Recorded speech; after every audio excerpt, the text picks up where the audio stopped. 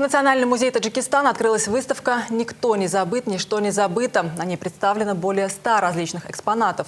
Они рассказывают о вкладе жителей республики в общую победу. Среди первых посетителей была Зарина Абдуназарова.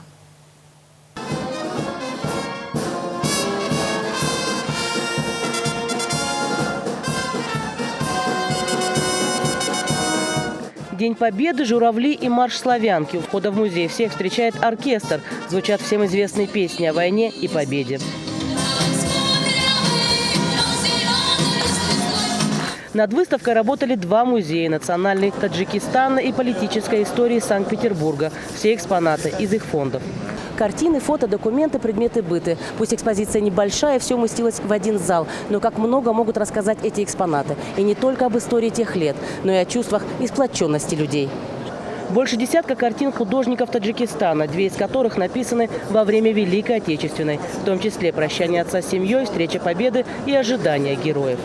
В образе женщины, в образе матери запечатлена великая скорбь всех матерей, великая гордость за то, что их сыновья погибали за землю нашу.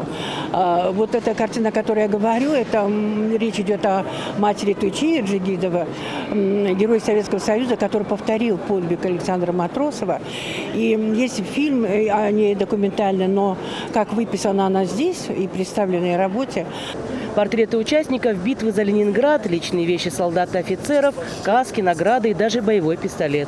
На фото эвакогоспитали Таджикистана и эвакуированные в республику. Только из Ленинграда сюда вывезли почти 20 тысяч жителей.